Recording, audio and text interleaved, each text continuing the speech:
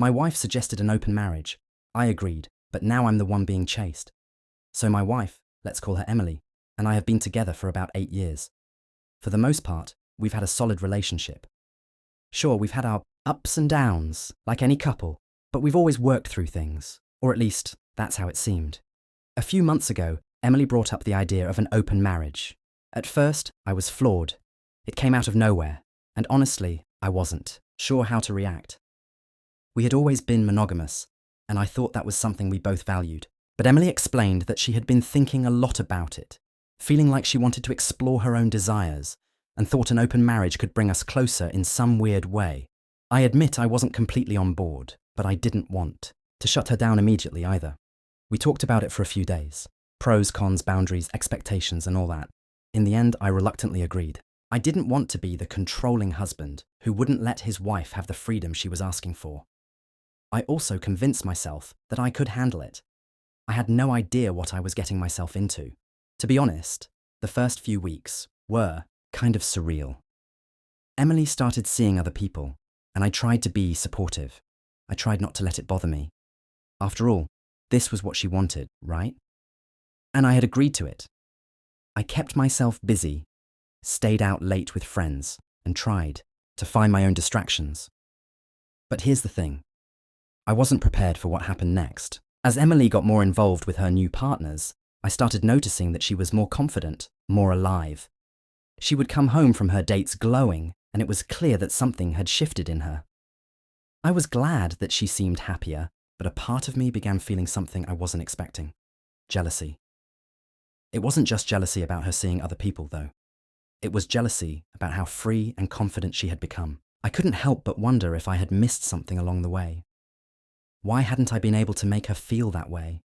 In contrast, I felt stuck. I'd tried going out, meeting new people, and even went on a couple of dates myself. But I never felt the same thrill that Emily seemed to get. I was just going through the motions. I tried to tell myself it was fine, that this was part of the deal. But the truth is, I didn't feel like I was living the open marriage dream. Then, one night, something changed. I was at a bar, and I ran into a woman named Sarah. She was gorgeous, smart, and funny, and we hit it off instantly.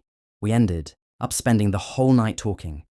And by the end of it, I knew I wanted to see her again. I hadn't felt this excited in years. The next few days, I couldn't stop thinking about her. It felt strange, like I was suddenly awake noticing all these things I had been numb to before. When I told Emily about Sarah, she seemed genuinely happy for me. She even encouraged me to see her again. At first, I felt guilty, like I was doing something wrong, but Emily reassured me that this was the point of the open marriage, right? For us both to explore. So I went for it. And that's when things got complicated. Over the next few weeks, I found myself spending more time with Sarah. She was exactly what I needed. Someone who challenged me, someone who made me feel desired and alive. Emily, on the other hand, seemed less and less engaged with me. It wasn't that she was distant, exactly, but it was as if she had her own life, her own world, and I was just a part of it now. I tried not to let it bother me, but it did. I started wondering if I was just a placeholder for her while she explored everything else. Sarah and I got closer, and it felt like I was falling for her. I didn't expect it, but the connection was undeniable. The more time I spent with her, the more I realized that I didn't want to go back to the way things were with Emily. I wasn't sure if I loved Sarah, but I certainly felt something deep. And then Emily noticed. One night, after I came home from a date with Sarah, Emily was waiting for me in the living room. She had this look in her eyes, a mix of concern and something else I couldn't place. "Ethan," she said, her voice quiet but firm. "What's going on with you?" I froze. I didn't know how to answer. I could feel the tension in the room.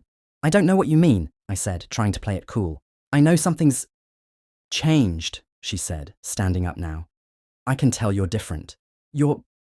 I don't know, more distant, like you're slipping away from me."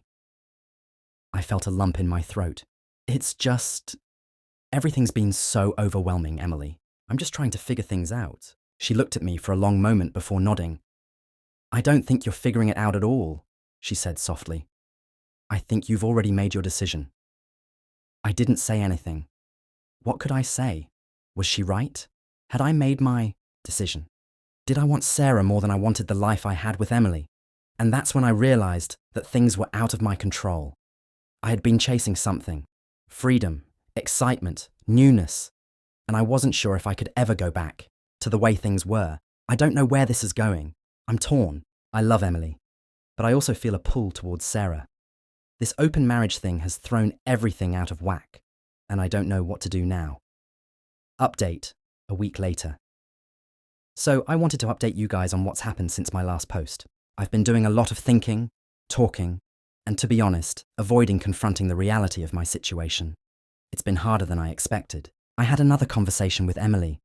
She asked me outright if I was planning to leave her for Sarah. I hesitated at first, but I couldn't lie.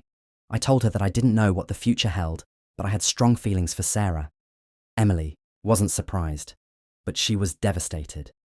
She told me she knew something had shifted, and she wasn't sure how to handle it. She also asked if I could promise her that I would end things with Sarah if I wanted to make things work between us. I'm still processing everything. It's so hard. I never thought I would be the one caught in this situation, feeling pulled between two women, two worlds. But I can't deny that I'm happier with Sarah. She's given me something I didn't realize I was missing, and I think I'm falling for her. But I also don't want to hurt Emily. We've been through so much together, and I never imagined it would end like this. I'm still trying to figure out what the right choice is. The guilt is overwhelming, but I'm also beginning to wonder if maybe I've been living in a rut for too long and just didn't realize it. I'll update again once I've made a decision, but I wanted to share where I'm at right now. This situation has become more complicated than I ever thought it would be. I never imagined an open marriage would lead to this kind of mess. Thanks for all the advice. I'm really struggling here. Update 1 month later. Hey guys, I'm back with another update. I've been trying to process everything that's happened in the last month, and honestly, it's been a whirlwind. There's a lot I need to share, and I'm not sure where to even begin. First, the big news. I've made a decision about my marriage, and I think I've finally figured out where I stand. After Emily and I had that difficult conversation, and I reflected on everything, I realized something that I had been avoiding. Emily's suggestion for an open marriage wasn't just a passing idea. It was a symptom of the deeper issues we were facing. I loved Emily, and we had been together for a long time, but I also recognized that I was emotionally disconnected from her. We had both been in a sort of rut for a while, and instead of addressing it, we let things fester. But here's where it gets complicated. Emily suggested the open marriage because she wanted to explore, to feel desired, to feel free. In many ways, I understood her need for that, but I also realized it wasn't the right fit for me. She wanted something different, something I wasn't sure I could offer. Yet, I agreed to it in an attempt to keep things fresh, to avoid the conversation about us being unhappy. As time went on, I couldn't deny that my connection with Sarah grew stronger. Our chemistry was undeniable, and I was constantly drawn to her. I tried to push those feelings aside, thinking I was just being rebellious or caught up in the excitement, but I came to the painful realization that I was more connected to Sarah than I'd been to Emily in a long time.